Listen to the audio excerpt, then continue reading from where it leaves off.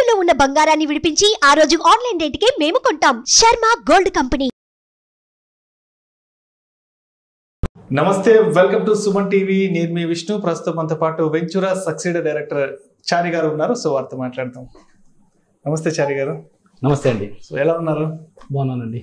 అయితే ఇంతకుముందు ప్రీవియస్ వీడియోస్లో మనము మనీ ఎర్నింగ్స్కి సంబంధించి, మనీ ఇన్వెస్ట్మెంట్స్కి సంబంధించి కొన్ని వీడియోస్ చేసాం. అయితే చాలా మంది ప్రేక్షకులు అడిగారు, మ్యూచువల్ ఫండ్స్ గురించి వీడియోస్ చేయండి, మ్యూచువల్ ఫండ్స్ గురించి మాకు నాలెడ్జ్ షేర్ చేయండి అని. సో మన ప్రేక్షకుల కోసం మ్యూచువల్ ఫండ్స్ గురించి ఒకసారి క్రిస్టల్ క్లియర్గా చెప్పండి. అయితే మ్యూచువల్ ఫండ్స్లో ఇన్వెస్ట్ చేసే వాళ్ళు ఎప్పుడు ఎంట్రీ అవ్వాలి, ఎప్పుడు ఎగ్జిట్ అవ్వాలి, సో దీని గురించి క్రిస్టల్ క్లియర్గా చెప్పాలి. మ్యూచువల్ ఫండ్స్లో ఫర్ ఎగ్జాంపుల్ సెన్సెక్స్ 40,000 పాయింట్స్ వెళ్ళినప్పుడు అక్కడ ఎగ్జిట్ అయిపోయి 30,000 పాయింట్స్కి వచ్చినప్పుడు ఇక్కడ ఎంటర్ అయ్యి, మళ్ళీ ఇక్కడ నుండి 45కి వెళ్ళినప్పుడు అక్కడ ఎగ్జిట్ అయిపోయి, మళ్ళీ 35కి వచ్చినప్పుడు మళ్ళీ ఎంటర్ అయ్యి, మళ్ళీ ఇప్పుడు ఇవాళ 52,000 ఉంది. ఇలా ఎంట్రీ ఎగ్జిట్ పాయింట్స్ ఇలా చేస్తే బాగుంటుందని అందరికీ తెలుసు, కానీ అది వారెన్ బఫెట్ కూడా చేయలేడు. ఎందుకంటే పాస్ట్ని చూసి ఇలా చేస్తే బాగుంటుందని ఎవరైనా చెప్పగలుగుతారు, కానీ ఫ్యూచర్లో ఎప్పుడు మార్కెట్ ఇంక్రీజ్ అవుతుంది, ఎప్పుడు మార్కెట్ డిక్రీజ్ అవబోతుంది అనేది చెప్పడం చాలా కష్టం. ఇప్పుడు మ్యూచువల్ ఫండ్లో ఇన్వెస్ట్ చేసే క్లయింట్స్లో ఇండియాలో మనకి 2 రకాల కస్టమర్స్ ఉన్నారు. ఒకరు మార్కెట్ని టైమింగ్ చేస్తూ కూర్చుంటారు.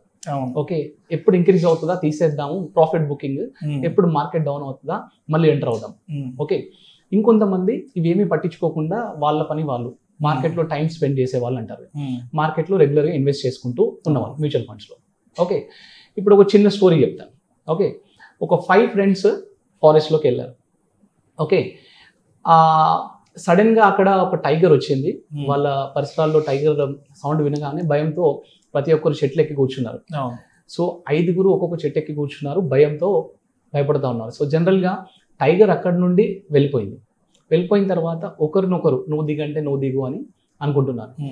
ఒక పర్సన్ ఏం చేశాడంటే కొంచెం ధైర్యం చేసి దిగి స్లోగా చెక్ చేస్తూ ఫారెస్ట్ దాటి వెళ్ళిపోయాడు. ఆ ఫస్ట్ పర్సన్ని చూసి సెకండ్ పర్సన్ కూడా కొంచెం ధైర్యం తెచ్చుకొని దిగి వెళ్ళిపోయాడు. అలా థర్డ్, 4th పర్సన్ కూడా.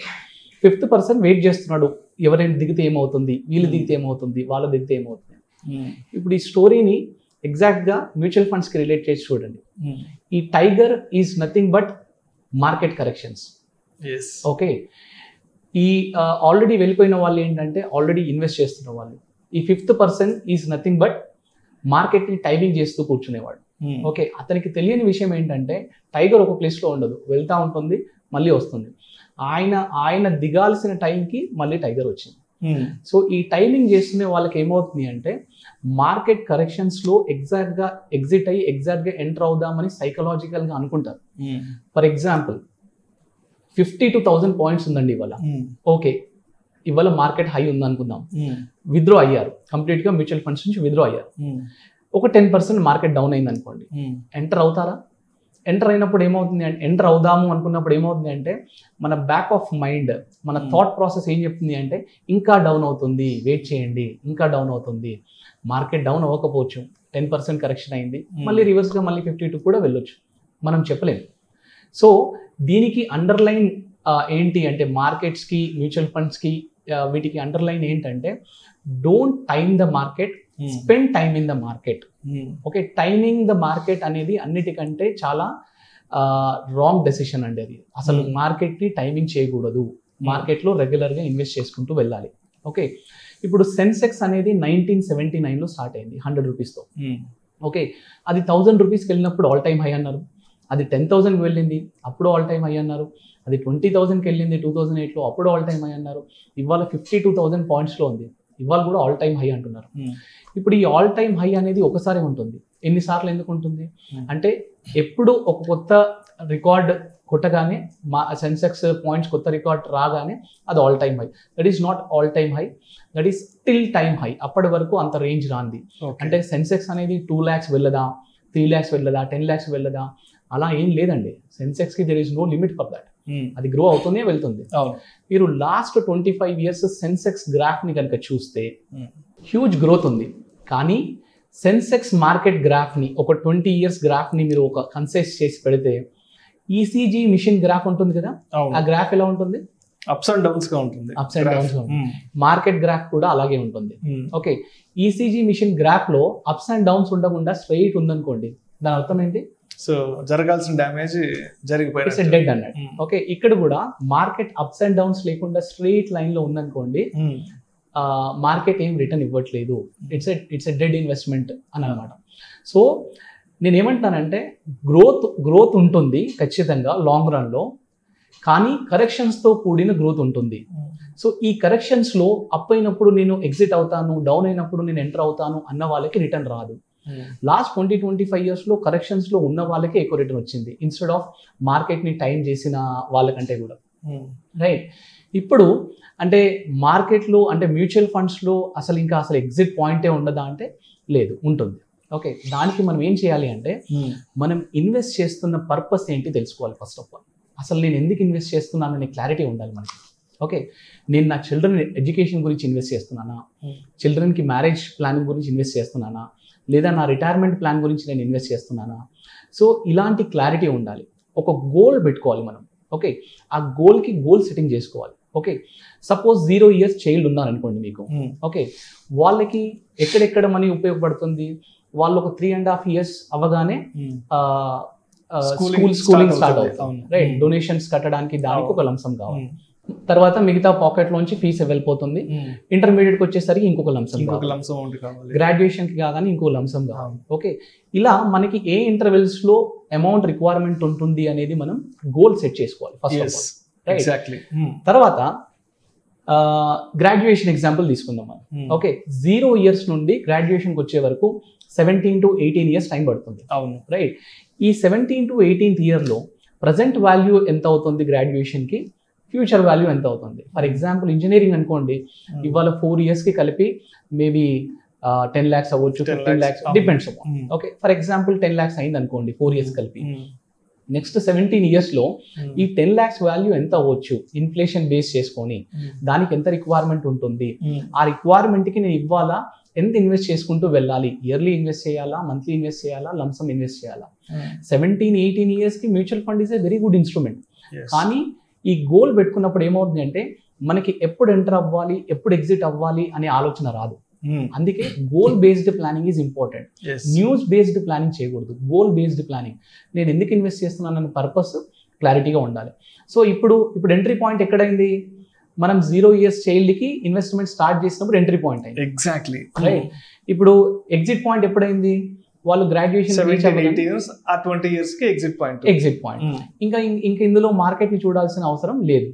ఎందుకు చూడొద్దు అంటే ఎస్పెషల్ గా మ్యూచువల్ ఫండ్స్ లో ఆల్రెడీ ఫండ్ మేనేజర్ ఎవరైతే ఉన్నారో వాళ్ళు ఇంటర్నల్ గా స్టాక్స్ లో, మ్యూచువల్ ఫండ్ కాన్సెప్ట్ ఏంటి? మన మనీని ఫండ్ మేనేజర్ చేతిలో పెడతాము, ఫండ్ మేనేజర్ చూస్తాడు. రైట్, ఈ ఫండ్ మేనేజర్ ఆల్రెడీ స్టాక్స్ ని, పెరిగిన స్టాక్స్ ని అమ్మడము, బైలో సెల్ హై ప్రాసెస్, పెరిగిన స్టాక్ ని అమ్మడం, తగ్గిన స్టాక్స్ ని కొనడం, ఇవి చేస్తా ఉన్నాడు. ఇంటర్నల్ గా ఆల్రెడీ ఆ ప్రాసెస్ జరుగుతుంది. మళ్ళీ మనం ఎక్స్టర్నల్ గా మార్కెట్ ఎప్పుడు పెరుగుతుంది, profit booking concept mutual fund లో వాడకూడదు, అవి స్టాక్స్ కి వాడే concepts. Okay, so mutual fund లో select right and sit tight invest చేసుకుంటూ వెళ్తూనే ఉండాలి. Right, so goal based planning చేస్తే ఇప్పుడు ఇందులో ఇంకో మ్యూచువల్ ఫండ్స్ లో ఇన్వెస్ట్ చేసే వాళ్ళు కూడా 2 రకాలు ఉన్నారు. ఒకరు లంసమ్ ఇన్వెస్ట్ చేస్తారు, ఇంకొకరు సిస్టమాటిక్ ఇన్వెస్ట్మెంట్ ప్లాన్ లో చేస్తారు. సిప్ అంటాం, ఎస్ఐపిస్ లో ఇన్వెస్ట్ చేస్తారు. వీళ్ళు ఎస్ఐపిలో ఇన్వెస్ట్ చేసే వాళ్ళు మాత్రం అసలు మార్కెట్ గురించి చూడాల్సిన అవసరమే లేదు. కంప్లీట్ గా మార్కెట్ ని వాచ్ చేయాల్సిన అవసరం ఏమాత్రం లేదు. ఎందుకంటే దీనికి ఒక ఎగ్జాంపుల్ చెప్తాను. 2008 మార్కెట్ క్రాష్ లో January 2008 లో Sensex was somewhere around 20,000 points లో ఉంది. అక్కడ మార్కెట్ క్రాష్ అవ్వడం స్టార్ట్ అయింది. ఆ మంత్ నుండి మంత్ ఆన్ మంత్ డిక్రీజ్ అవుతుంది. 2019, 18, 17, 16 అలా 9,600 points వెళ్ళిపోయింది. దాదాపు 50% కరెక్షన్ అయింది. మళ్ళీ అక్కడ నుండి స్లోగా మళ్ళీ 20,000 points కి ఇంక్రీజ్ అయింది. రైట్, అయితే లంసమ్ ఎవరైనా ఒక 1 lakh rupees January 2008 లో ఇన్వెస్ట్ చేసి ఉంటే వాళ్ళకి ఒక 3 years తర్వాత కూడా సేమ్ రిటర్న్ ఉంది. ఎందుకంటే సేమ్ 20,000 points లో ఉంది మార్కెట్. కానీ ఈ 36 months లో మీరు మార్కెట్ గ్రాఫ్ ని చూడండి, ఇలా యూ షేప్ లో ఉంటుంది market graph.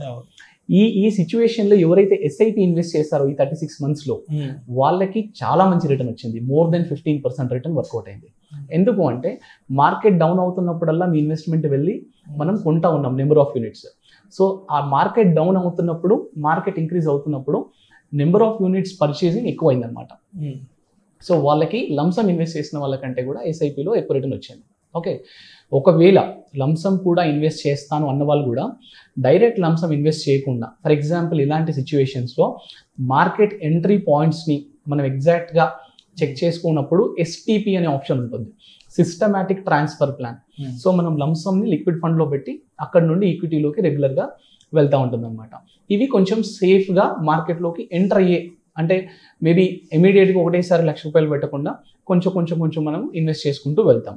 That is called systematic transfer plan. So నాకు ఒక చిన్న సందేహం కలుగుతుంది. సో ఈ మంత్లీ ఇన్వెస్ట్మెంట్ అనేది మ్యూచువల్ ఫండ్స్ కి సంబంధించి ఎంత అమౌంట్ తో మనం స్టార్ట్ చేసుకోవచ్చు? అంటే ₹1000 వీలవుతుందా, ₹2000 వీలవుతుందా? సో దాని గురించి చెప్పండి. మ్యూచువల్ ఫండ్స్ లో మీరు ఈవెన్ ₹500 తో కూడా మీరు ఇన్వెస్ట్మెంట్ స్టార్ట్ చేసుకోవచ్చు. అక్కడ నుండి ఇంకా దెర్ ఈస్ నో లిమిట్, ఎంత కావాలంటే అంత ఇంక్రీజ్ చేసుకోవచ్చు. మ్యూచువల్ ఫండ్ లో ఉన్న బ్యూటీ ఏంటంటే ఫ్లెక్సిబిలిటీ.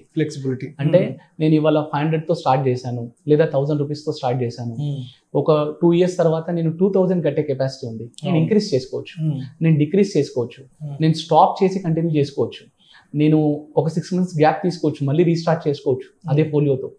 నేను కంప్లీట్గా ఏదైనా ఎమర్జెన్సీ ఉంది, నాకు విత్డ్రా చేసుకోవాలి, నేను స్టార్ట్ చేసింది డిఫరెంట్ గోల్కి, కానీ ఇక్కడ నాకు రిక్వైర్మెంట్ ఉంది, నేను విత్డ్రా చేసుకోవచ్చు. అంటే ఇప్పుడు ఒక 20 years ఒక టైం ఫార్మాట్ పెట్టుకున్నాం, ఒక 15 years తర్వాత ఒక లంసమ్ అమౌంట్ కావాల్సి వచ్చింది. సో 15 years తర్వాత మనం అమౌంట్ వెనక్కి తీసుకోవచ్చా? అంటే ఎగ్జిట్ అయిపోవచ్చు, మనం పూర్తిగా తీసుకోవచ్చు అండి, కంప్లీట్గా విత్డ్రా చేసుకోవచ్చు. ఓకే, సో అందుకే మ్యూచువల్ ఫండ్కి ఉన్న బ్యూటీ ఏంటంటే ఫ్లెక్సిబిలిటీ. ఎప్పుడు కావాలంటే అప్పుడు ఇంక్రీజ్ చేసుకోవచ్చు. ఎప్పుడు ఫర్ ఎగ్జాంపుల్ మీ దగ్గర ఒక ఓవరాల్గా ఫండ్ వాల్యూ ఒక 10 లక్షలు ఉందనుకోండి, అందులోంచి నాకు ఒక ₹1,00,000 ఎమర్జెన్సీ ఉంది, ఓన్లీ పార్షియల్ విత్డ్రాల్ కూడా చేసుకోవచ్చు, కంప్లీట్ విత్డ్రాల్ కాదు, పార్షియల్ గా కూడా విత్డ్రాల్ చేసుకోవచ్చు. అంటే యూజర్ ఫ్రెండ్లీ లాగా మీరు చెప్పడం, యూజర్ ఫ్రెండ్లీ ఉంటుంది. సో ఫుల్ అమౌంట్ కావాలంటే కూడా 15 years తర్వాత తీసేసుకోవచ్చు, మధ్యలో ఏదైనా అవసరం అయితే కూడా ఒక 2 లక్షలు 3 లక్షలు కూడా డ్రా చేసి తీసుకోవచ్చు. ఓకే, అండ్ ఇంకొంతమందికి వచ్చే క్వశ్చన్ ఏంటంటే, మార్కెట్ ఒకవేళ నేను విత్డ్రా చేసే టైంకి డౌన్ అవుతే ఏంటి, నేను విత్డ్రా చేసుకునే టైంలోనే డౌన్ అవుతే ఏంటి, మార్కెట్ ఫ్లక్చువేషన్స్ ఏదైనా వస్తే పరిస్థితి ఏంటి? ఇప్పుడు గోల్ సెట్టింగ్ చేసుకునేటప్పుడే మనం ఏం చేయాలి అంటే, ఇన్ఫ్లేషన్ కొంచెం ఎక్కువ సైడ్ వేసుకొని ప్లాన్ చేసుకొని returns, assumed returns, for example last 20-25 years లో Indian mutual fund average return 18% ఉందనుకోండి ఎగ్జాంపుల్, మనం ఏం చేయాలి అంటే 12% అజ్యూమ్ చేసుకోవాలి. ఓకే, మేబీ 10%, 11%, 12% అజ్యూమ్ చేసుకోవాలి. ఓకే, సో దట్ మనకి 14% రిటర్న్ వచ్చింది అనుకోండి, మన goal target year for example 2022లో గోల్ టార్గెట్ ఉందనుకోండి, 2021లోనే అచీవ్ అయిపోతాం, ఎందుకంటే మనం తక్కువ రిటర్న్స్ ఎక్స్పెక్ట్ చేసుకున్నాం కదా. రైట్, సో అందుకే మన ప్లానింగ్లో చాలా పర్ఫెక్షన్ ఉండాలండి. మ్యూచువల్ ఫండ్లో పర్ఫెక్షన్ కాదు, మన ప్లానింగ్లో పర్ఫెక్షన్ ఉండాలి. మనం రెగ్యులర్గా మానిటర్ చేసుకుంటూ ఉండాలి, సో దట్ 100% గోల్ అచీవ్ అవుతారు. ఈ మార్కెట్ టైమింగ్ లోకి వెళ్ళకండి. వ్యూవర్స్ అందరికీ నేను చెప్పేది ఏంటంటే, మార్కెట్ టైమింగ్ లోకి వెళ్ళకండి. That is not in your hands. మీ చేతిలో ఏముంది అంటే కరెక్ట్ ఫండ్ని సెలెక్ట్ చేసుకొని ఇన్వెస్ట్ చేసుకుంటూ వెళ్ళడం. Spending time in the market మీ చేతిలో ఉంది, అది ఫాలో అవ్వండి. సో ఒక టైం ఫార్మాట్ని ఫిక్స్ చేసుకొని దాని ప్రకారం ఫాలో అప్ అయిపోతుంటారు. రైట్, థ్యాంక్ యూ చారి గారు, మీ వాల్యుబుల్ టైం మా కోసం కేటాయించి మ్యూచువల్ ఫండ్స్కి సంబంధించి క్రిస్టల్ క్లియర్గా తెలియజేసినందుకు థ్యాంక్ యూ సార్. థ్యాంక్స్ అండి, థ్యాంక్ యూ.